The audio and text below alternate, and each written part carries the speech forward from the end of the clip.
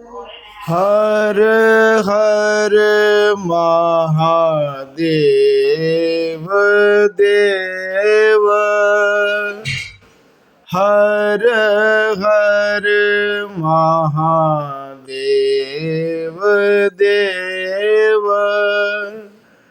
नाद वेद जाके।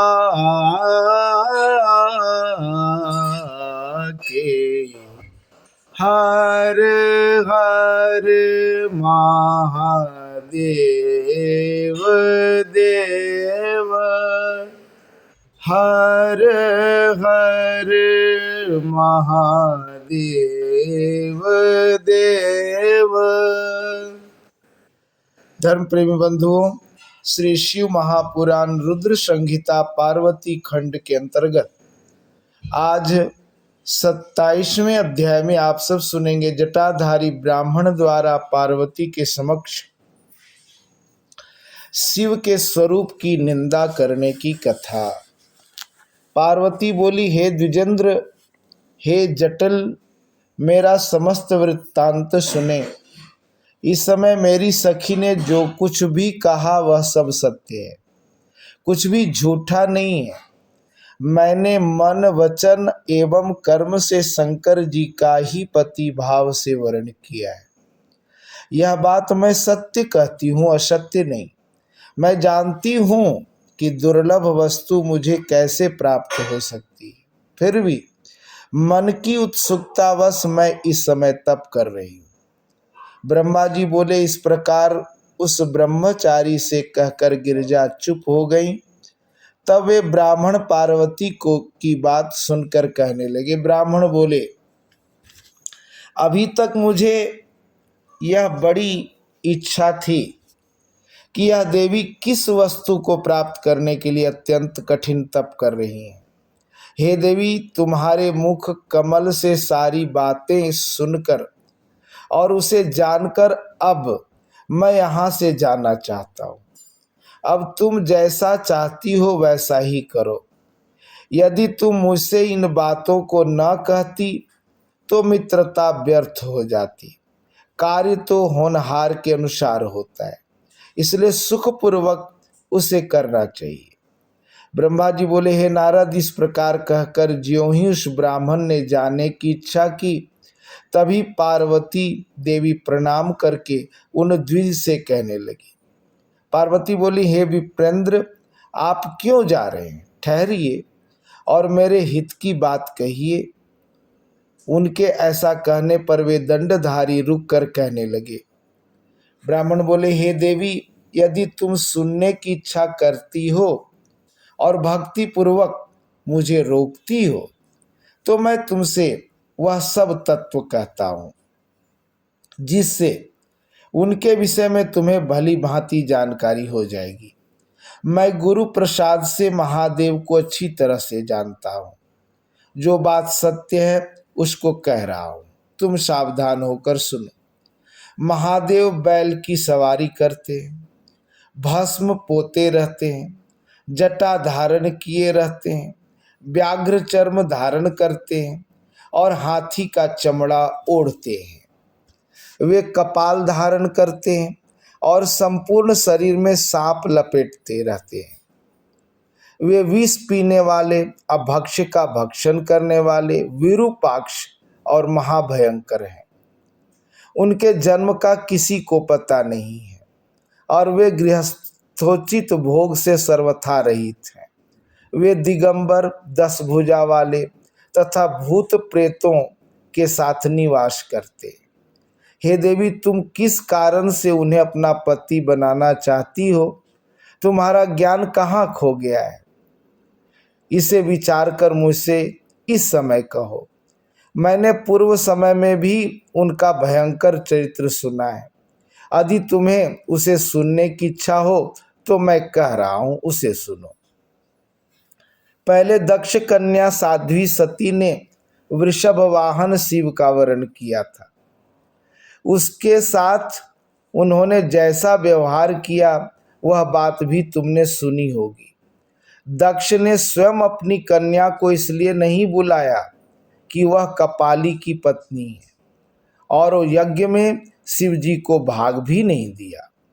इस अपमान से अत्यंत क्रुद्ध हुई सती ने अपने प्रिय प्राण त्याग दिए और उसने शंकर जी को भी छोड़ दिया।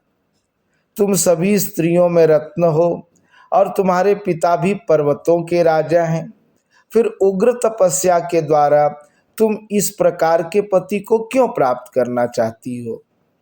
तुम सुवर्ण की मुद्रा देकर कांच क्यों ग्रहण करना चाहती हो और सुंदर चंदन को छोड़कर कीचड़ लगाने की इच्छा क्यों कर रही हो? सूर्य का तेज छोड़कर तुम जुगनू का प्रकाश क्यों चाहती हो और रेशमी वस्त्र को त्याग कर चमड़ा क्यों पहनना चाहती हो? घर में रहना छोड़कर वन में रहना चाहती हो और हे देवेशी, उत्तम खजाने को छोड़कर लोहे की इच्छा करती हो। जो तुम इंद्र आदि लोकपालों को छोड़कर शिव में अनुरक्त हुई हो, यह तो उचित नहीं है और यह लोक के सर्वथा विरुद्ध दिखाई पड़ता है। कहाँ तुम कमल के समान विशाल नेत्र वाली हो और कहाँ वे भयंकर 3 नेत्र वाले हैं। तुम चंद्रमा के समान मुख वाली हो और वे शिव 5 मुख वाले कहे गए हैं। तुम्हारे सिर पर सर्पिनी के समान वेणी सुशोभित है और शिव का जटाजुट तो प्रसिद्ध ही है। तुम्हारे शरीर में चंदन का लेप और शिव के शरीर में चिता का भस्म लगा रहता है। कहाँ तुम्हारा दुकुल और कहाँ शंकर का गज चर्म, कहाँ तुम्हारे दिव्य आभूषण और कहाँ शंकर के सर्प, कहाँ सभी देवता तुम्हारे सेवक और कहाँ भूतों और बलि को प्रिय समझने वाला वह शिव, कहाँ तुम्हें सुख देने वाला मृदंग वाद्य और कहाँ डमरू, कहाँ तुम्हारी भेरी की ध्वनि और कहाँ उनका अशुभदायक श्रृंगी का शब्द, कहाँ तुम्हारा ढक्का नामक बाजे का शब्द और कहाँ उनका अशुभ गले का शब्द। तुम्हारा रूप उत्तम है और शिव का रूप नहीं है। यदि उनके पास द्रव्य होता तो वे दिगंबर कैसे होते? उनका वाहन भी बैल है तथा उनके पास और कोई सामग्री भी नहीं है। स्त्रियों को सुख देने वाले जो गुण वरों में बताए गए हैं, उनमें से एक भी गुण विरूपाक्ष शिव में नहीं कहा गया है। उन्होंने तुम्हारे अत्यंत प्रिय कामदेव को भी भस्म कर दिया। उस समय तुमने अपना अनादर भी देख लिया कि वे तुम्हें छोड़कर अन्यत्र चले गए। उनकी जाति का पता नहीं है, उसी प्रकार उनके ज्ञान तथा विद्या का भी पता नहीं। पिशाच ही उनके सहायक हैं और उनके गले में विष दिखाई पड़ता है।